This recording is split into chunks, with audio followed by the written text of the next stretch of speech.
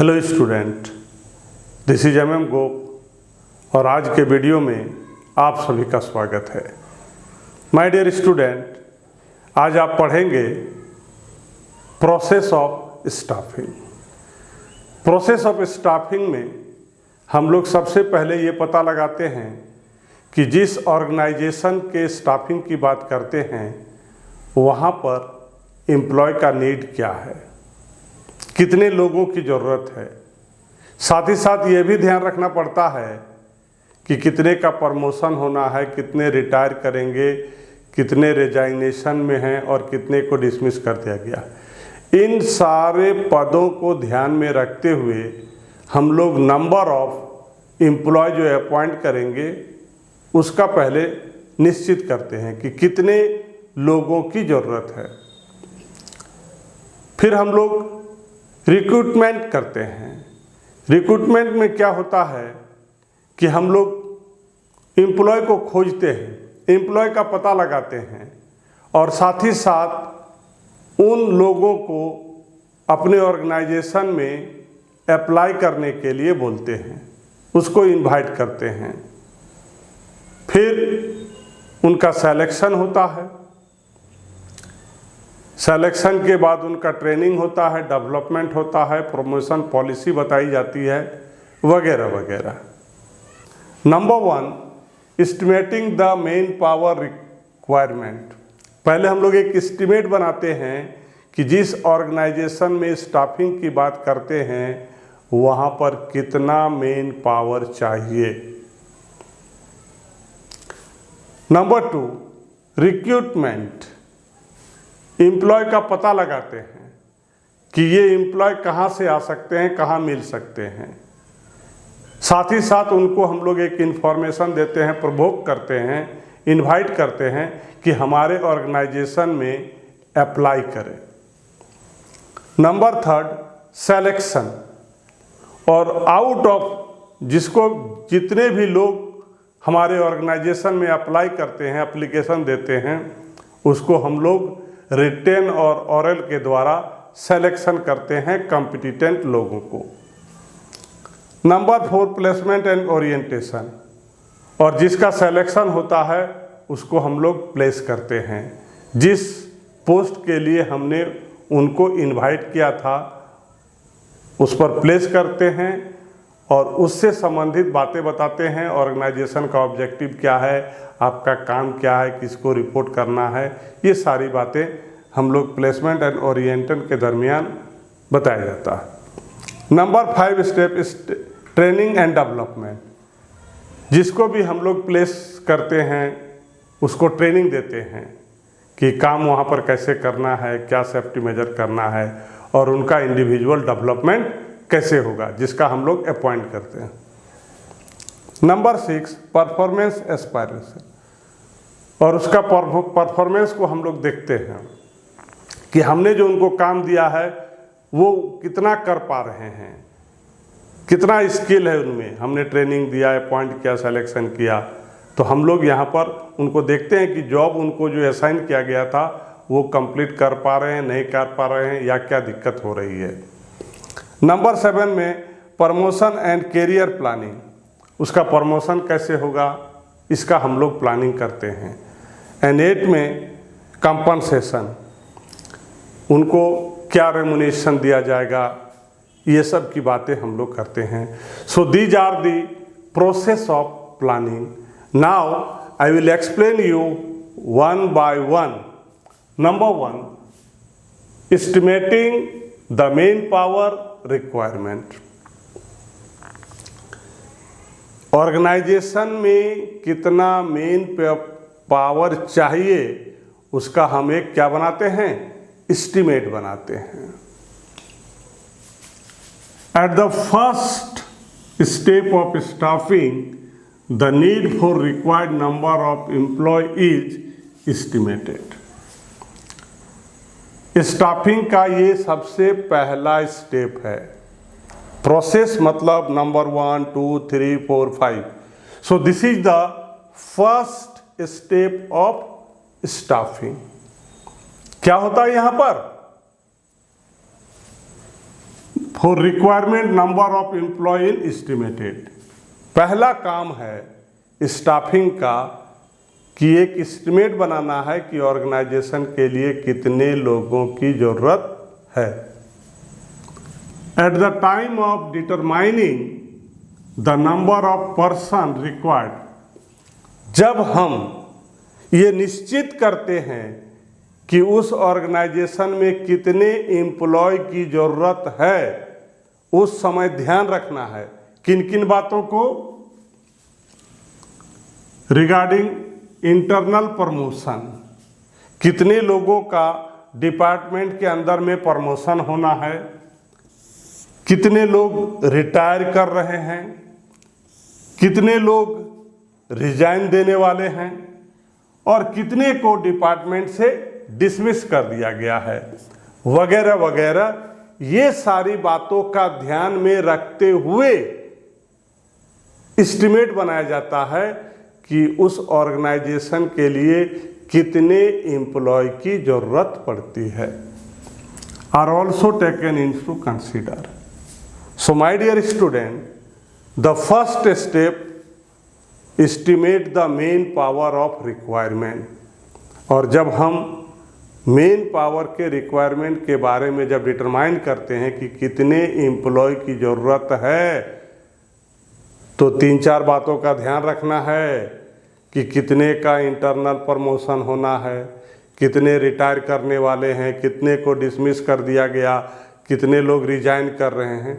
इन सारे लोगों का हिसाब रखते हुए हम लोग मेन पावर का एस्टिमेट बनाते हैं।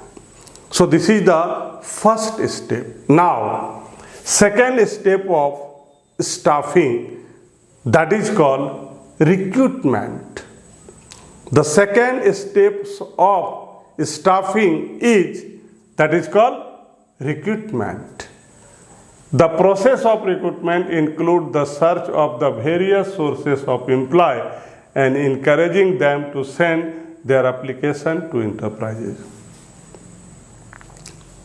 Second step of staffing में हम लोग एम्प्लॉय का खोज करते हैं कि एम्प्लॉय कहाँ से लाया जाए, और साथ ही साथ उसको इनकरेज भी करते हैं, उसको हम लोग इनकरेज भी करते हैं कि आप हमारे ऑर्गेनाइजेशन में डिफरेंट पोस्ट के लिए अप्लाई कीजिए।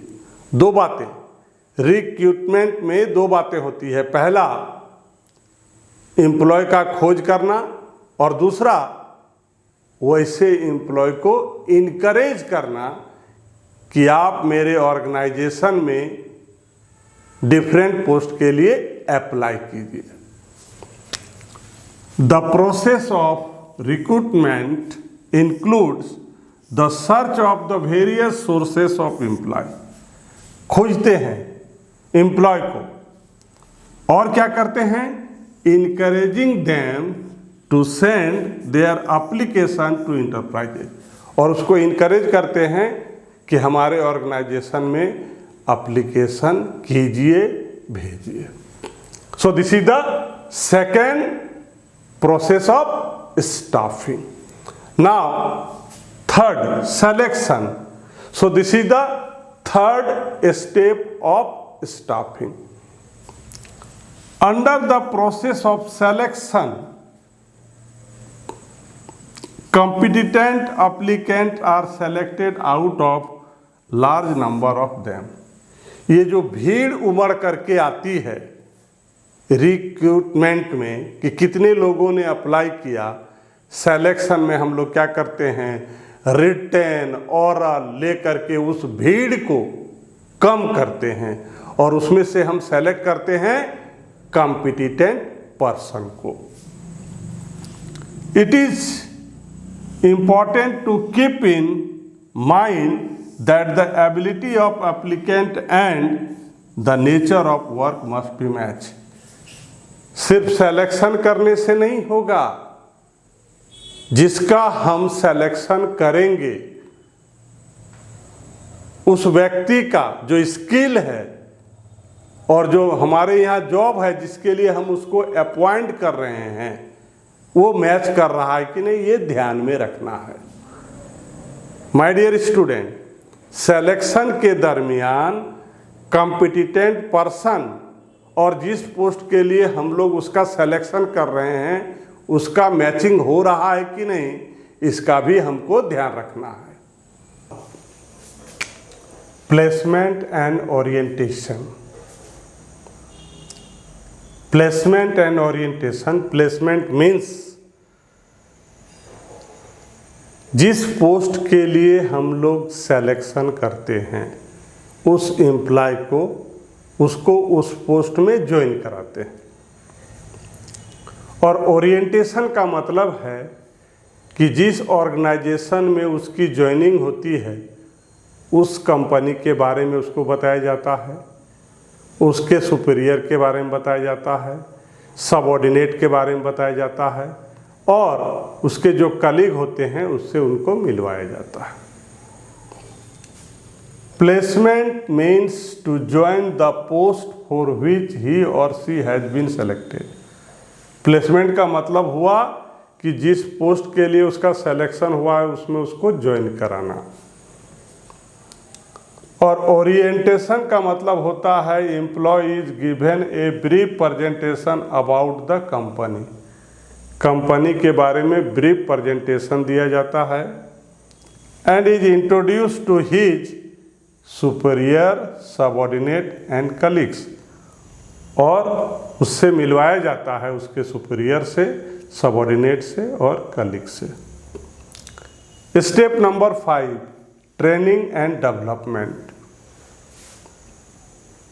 लोगों की अपॉइंटमेंट उसके कॉम्पिटिटेंट, उसके स्किल पर होती है, लेकिन जिस पोस्ट के लिए उसका अपॉइंट किया गया है उसके बारे में इसको नॉलेज नहीं होती है। तो यहाँ पर जिस चीज़ के लिए उसका अपॉइंट हुआ है उससे रिलेटेड उसको ट्रेनिंग दी जाती है और उसका जो स्किल है उसमें डेवलपमेंट कराया जाता है। Training and development are imparted to the employee so that their efficiency and effectiveness is increased। Training देने का मतलब वो तो कॉम्पिटिटेंट है ही, जिसका हमने अपॉइंट किया है वो कॉम्पिटिटेंट है, लेकिन ट्रेनिंग और डेवलपमेंट से उसका जो इफिशिएंसी है और इफेक्टिवनेस है वो क्या हो जाता है, इंक्रीज हो जाता है। Number 6 step, performance appraisal. यहाँ पर क्या होता है कि हम जो उसको जॉब असाइन करते हैं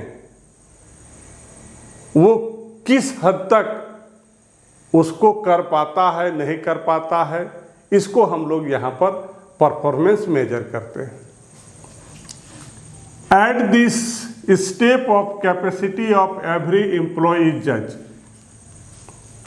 स्टेप नंबर 6 में हम लोग एम्प्लॉय के कैपेसिटी का जज करते हैं। टू जज this capacity his actual work performance is compare with the work.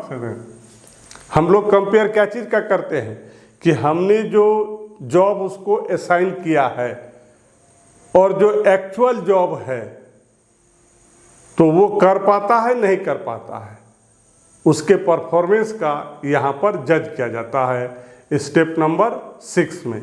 Now step number 7, promotion and career planning. उसका प्रमोशन कैसे होगा, उसका कैरियर क्या होगा, उसका यहाँ पर प्लानिंग होता है। Promotion and career planning step number 7। Staffing का 7 स्टेप में जिसका हम लोग अपॉइंट करते हैं, जिसको हमने सेलेक्ट किया है, उसका कैरियर प्लानिंग किया जाता है और प्रमोशन के बारे में। Under this step in the process of staffing employee get promoted to higher post on the basis of their capacity. उसके कैपेसिटी के अनुसार ही उसका प्रमोशन हम लोग हायर पोस्ट में देते हैं। And last number 8, compensation. जिसको हम लोग अपॉइंट करते हैं और हमारे ऑर्गेनाइजेशन के लिए वो जो जॉब करता है, काम करता है, उसके अगेंस्ट में उसको हम लोग कंपनसेशन देते हैं। ये कंपनसेशन सैलरी हो सकता है, वेज हो सकता है, इंसेंटिव हो सकता है, रिवार्ड हो सकता है, और भी बहुत सारे फैसिलिटी दिए जाते हैं जिसका उसको कॉस्ट देने की ज़रूरत नहीं है। मेडिकल फैसिलिटी है, उसके बच्चों के लिए स्कूल की फैसिलिटी है, बहुत सारे फैसिलिटी उसको दिया जाता है। तो this is the last step of staffing is compensation. This step of staffing process involve fixing the compensation of an employee for his contribution to the organisation. Organisation के लिए वो जो समय देता है, काम करता है, उसके बदले हम उसको क्या करते हैं, कंपनसेशन देते हैं। Compensation refers to all form of pay and reward going to employ, है ना। रिवार्ड के इसके कंपनसेशन के बदले में हम लोग एम्प्लॉय को क्या देते हैं, पेमेंट करते हैं, रिवार्ड देते हैं। Basically it is the price of job like salary, wage, incentive, commission, also provided facility like insurance, medical. ये जो एम्प्लॉय ऑर्गेनाइजेशन को समय देते हैं, काम करते हैं, उसके बदले में उसको क्या दिया जाता है, कंपनसेशन दिया जाता है।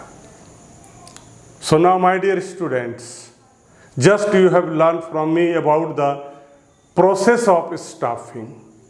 नाउ अगर आपको मेरी वीडियो अच्छी लगती है तो प्लीज़ मेरे चैनल को लाइक कीजिए, शेयर कीजिए, सब्सक्राइब कीजिए।